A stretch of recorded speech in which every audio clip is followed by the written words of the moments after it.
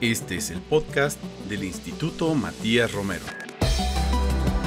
Esta serie es una colaboración especial entre el Instituto Matías Romero y la Organización Internacional para las Migraciones.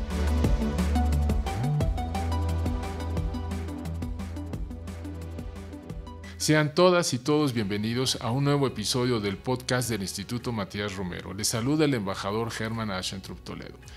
Continuando con la serie de capítulos sobre movilidad humana que estamos presentando conjuntamente con la Organización Internacional para las Migraciones en México, la OIM, hoy tengo el honor de contar con el acompañamiento de Jeremy McGillivray, jefe de misión adjunto de la OIM, a quien le agradecemos su presencia y su colaboración para llevar a cabo esta serie.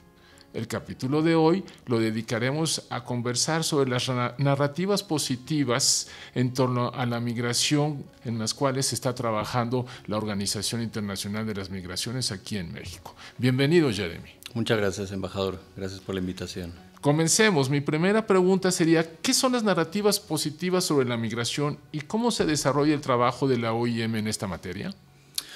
Muy bien. Yo creo que el fenómeno migratorio es muy complicado, es algo que nos rodea, sobre todo en México y en esta región, pero que al final es desconocido. La gente no lo entiende, la gente no entiende por qué la gente está migrando, por qué la gente deja su país de origen, por qué gastan miles y miles de dólares y a menudo se ponen en riesgo, ponen sus mismas vidas en riesgo para buscar mejores oportunidades de vida para ellos, para sus familias, huir de la violencia, huir de situaciones climáticas que no les permiten sostener un nivel de vida. Yo creo que definitivamente estamos viendo un momento muy complicado en términos migratorios. Vemos en las noticias, prácticamente a diario se habla de cifras récord de personas en situación irregular, en movimiento por México, por Centroamérica, entrando a Estados Unidos, y sí hay que tener en cuenta esas cifras, porque sí muestran la magnitud del problema. En el llamado tapón del Darién, el espacio entre Colombia y Panamá, el año pasado fueron más de 500,000 de personas que cruzaron este espacio de manera irregular. En México, el Instituto Nacional de Migración también el año pasado aprendió a cerca de 800,000 personas en situación migratoria irregular, y Estados Unidos, su frontera sur, no es la excepción, pero creemos que las narrativas se quedan en esto, en cifras chocantes, cifras que asustan de alguna manera, pero si entramos a ver realmente cuántas personas son en comparación a la población de los países donde llegan, no siempre no siempre asusta cuando entramos a ver el detalle, y sobre todo en el caso de México. Hay países en la región donde definitivamente la proporción de personas migrantes es muy alta. Sí, Canadá, por ejemplo, hay cerca de 8 millones de personas migrantes en un país de poco más de 25, cerca de 30 millones. Argentina tiene 2.5. Y obviamente Estados Unidos, el país con el mayor número de migrantes en el mundo, son 50 millones de migrantes en Estados Unidos, su gran mayoría personas mexicanas. Y entonces cuando vemos el caso mexicano, una población de cerca de 130 millones de habitantes, las estimaciones, incluyendo personas migrantes regulares y irregulares, ronda el 1% de la población.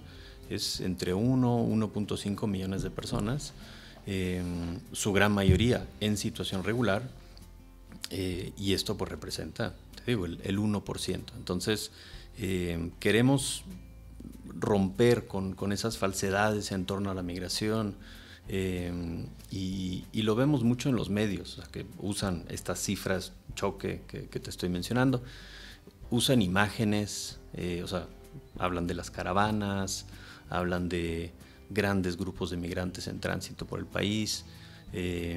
Si hay un extranjero que comete un delito, especifican muy bien colombiano roba o venezolano hace tal cosa, o especifican la nacionalidad de la persona que comete el delito. Entonces, pues eso también genera pues estas percepciones negativas en torno a la migración, a los migrantes, y los datos reales son otros. O sea, sabemos que en proporción las personas migrantes cometen menos delitos que la población pues establecida de un lugar.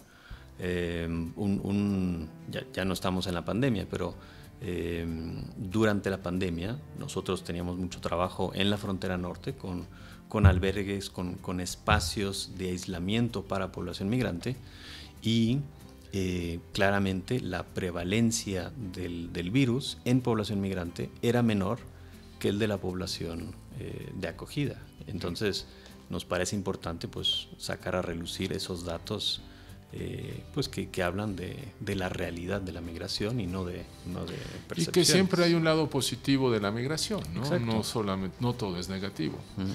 Sí, y en nuestra conversación que teníamos anteriormente con Dana Graber del OIM se mencionó esta campaña Hilos que nos unen, uh-huh. Historias más allá de las fronteras, ¿sí? Para crear conciencia y una imagen positiva sobre la movilidad humana. ¿Cómo funciona esta campaña precisamente para esta creación de conciencia y esta imagen positiva sobre el tema migratorio?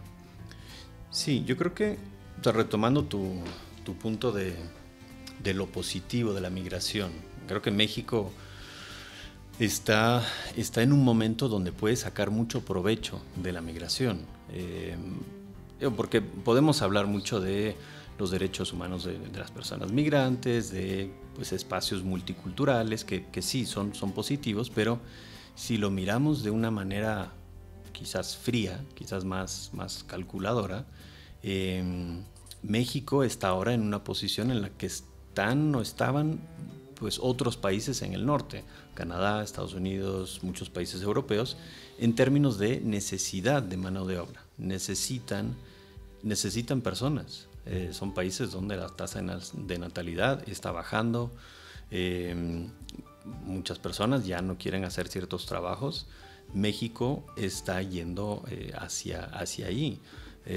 Según algunas estimaciones del sector privado, de cámaras de comercio, de la Secretaría de Trabajo y Previsión Social, son alrededor de 1.5 millones de vacantes que hay en México en este momento. Y con el fenómeno del nearshoring, eso va a ir para arriba. Entonces, la migración puede ser muy positiva y sobre todo en este momento para México. Y ahí es donde entra esta campaña y los que nos unen. Creo que buscamos dos cosas. Por un lado, abordar, concientizar a la gente en algunas percepciones, algunos prejuicios. Son sentimientos, creencias, acciones que tomamos, que al final tomamos todos. Creo que es inevitable, pero creo que es importante ser conscientes cuando tomamos estas acciones, estos pensamientos hacia el extranjero, hacia la persona extranjera que viene y pues que nos puede generar un cierto miedo, una cierta desconfianza. Entonces, por un lado es concientizar sobre esos pensamientos, esas acciones, y por otro lado mostrar un lado más positivo de la migración. Así es. Hablemos un poco sobre el tema de la xenofobia y la discriminación. Desde la perspectiva de la OIM, ¿cómo conceptualizarías la xenofobia y la discriminación?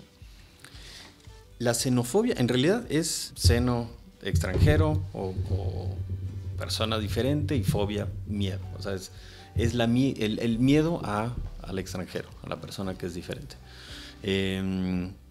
Un dato muy interesante durante el trabajo previo, durante el desarrollo de la campaña, tuvimos varios grupos focales para entender pues, la gente que creían que era la xenofobia, si pensaban que ellos mismos eran xenófobos. Y vimos que 4 de cada 10 personas únicamente conocen el significado de la palabra. O sea, han oído la palabra xenofobia, xenófobo. Entonces mucha gente, o sea, hay que partir del hecho de que mucha gente ni siquiera es consciente de qué significa y de qué es un sentimiento xenófobo, o sea, de qué implica. Entonces, sí, creemos, o sea, una parte importante de la campaña, de Hilos que nos unen, es justamente eso, levantar conciencia sobre pues, la existencia de la xenofobia, de los sentimientos y aprender a identificarlos. Y de acuerdo con los estudios que han realizado la OIM, ¿cuáles serían las principales causas de la xenofobia y la discriminación hacia las personas migrantes? ¿Y por qué, a pesar de todos los esfuerzos que se han hecho para concientizar y educar a la gente, todavía se perpetúa el discurso de odio hacia el migrante o hacia lo desconocido, a lo extranjero? Yo creo que, nuevamente, volviendo a los trabajos que hicimos con los diferentes grupos de población, vimos que hay tres causas o sea, que alimentan esta xenofobia. Uno es el ver en personas que no tienen dinero, o sea, el tener miedo a la persona que no tiene dinero. Y hay un término específico, aporofobia. Sí, no lo conocía el término, sí, para mí era novedoso. Nosotros también salió en estas conversaciones y vimos un claro miedo a eso, a la persona que no tiene dinero, que no tiene medios, y pues resulta que sí, tiene un término específico, un miedo al aspecto de una persona que se ve diferente. O sea, si se ve diferente, enseguida hay una desconfianza. Y el último, que bueno, es menos sorprendente, es el color de piel. O sea, si hay un migrante que es claramente que tiene un fenotipo diferente al mexicano, al latino, pues hay una especie de rechazo, de sentimiento xenófobo. Creo que son varios elementos que conforman el discurso de odio y que generan estos sentimientos en la gente, en comunidades de acogida. Uno es que la gente tiene la percepción de que si llega alguien más, el gobierno, los programas, los servicios se desviarán hacia esas personas, hacia las personas migrantes, y entonces ya no nos beneficiarán a nosotros que estamos ya en el país. El otro es que el miedo a que seamos demasiados, o sea, que seamos, o sea, si llegan más, pues van a escasear los recursos, van a escasear los servicios, el trabajo. Y por último, y bueno, muy ligado a esto, es que las personas puedan sentirse afectadas por la presencia de personas extranjeras. A menudo ligado al trabajo, a que personas extranjeras van a venir a robar el trabajo, a quitar trabajo a personas en comunidades de acogida. Sí, lo cual no necesariamente es cierto. Yo recuerdo en la década de los 80s del siglo pasado, cuando llegaron los migrantes guatemaltecos huyendo de la guerra civil, que llegaron al sur del país y se les acogió y se les naturalizó y se fueron integrando a la economía regional y no causó ningún problema económico y social, ¿no? Y eran varios miles, si mal no recuerdo, 40, 50 mil migrantes que llegaron en aquella época, ¿no? Exacto. No, y eso lo hemos visto en México en esa época y a nivel global. O sea, los migrantes no vienen a robar trabajos, vienen más bien a llenar un vacío. Trabajos que mucha gente ya no quiere hacer, trabajos para los cuales se necesitan ciertas cualificaciones. O sea, al final es muy positivo la migración para las comunidades.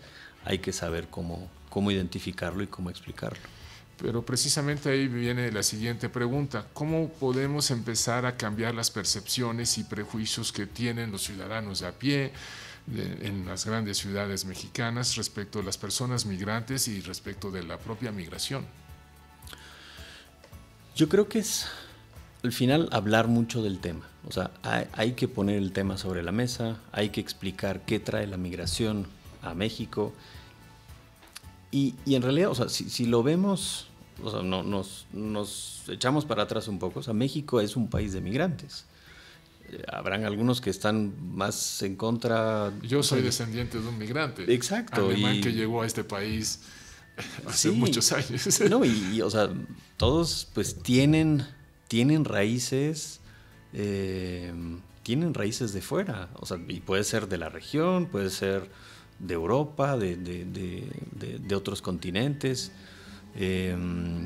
Todos somos migrantes en el fondo. Y yo creo que, o sea, hay que aprender. O sea, gran parte de la riqueza de México es justamente este multiculturalismo. O sea, no todos somos iguales, no todos los estados son iguales. Y esto se repite, o sea, México, Estados Unidos es igual, Canadá es igual, los países europeos, o sea, y creo que parte de lo que quiere hacer esta campaña es lo que decía al principio, identificar estos sentimientos negativos y por otro lado, acercar los mensajes positivos, o sea, explicar por qué la migración es buena. Nosotros desde la OIM, pues, lo tenemos claro, es algo hacia lo que trabajamos, pero pues gente de a pie no lo va a tener tan claro. Entonces creo que es parte de lo que queremos buscar con esta campaña. A veces me queda la impresión que se nos olvida que lo primero que hizo el ser humano cuando se puso en dos pies fue migrar, y así ocupó todo este planeta. Y llevamos siglos y siglos, y no es que ya millones de años migrando, ¿no? Fue la primera actividad que realizó el Homo sapiens. Sí, y lo seguiremos haciendo. O sea, la migración no va a parar. O sea, el mundo globalizado como es hoy es tan fácil moverse, tan fácil comunicarse. Y en realidad, o sea, ya a día de hoy, personas migrantes son muchísimas. Si hablamos de personas migrantes internacionales que han cruzado una frontera, son más de 280 millones en el mundo. Si a eso le sumamos migrantes internos, o sea, porque hay migrantes que no han cruzado una frontera, pero que se han desplazado a otro estado, a otra región del país, le sumamos cerca de 800 millones. Entonces es más de 1.000 millones de personas migrantes en el mundo. Eso es 1 de cada 8 en el planeta que se ha desplazado, que se ha movido a otra región, a otro país, sea cual sea la razón, sea porque se ha forzado, sea porque busca reunificarse con su familia, busca una nueva oportunidad. O sea, hay 1.000 razones para moverse.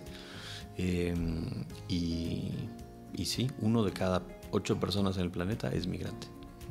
Así es. Tú habías mencionado al principio el tema de la evolución demográfica de México y de otros países, y en efecto, esta placa tectónica demográfica se está moviendo de manera muy importante hacia el año 2050 y 2100. Hay regiones como Europa donde prácticamente han envejecido y no hay una tasa de reproducción.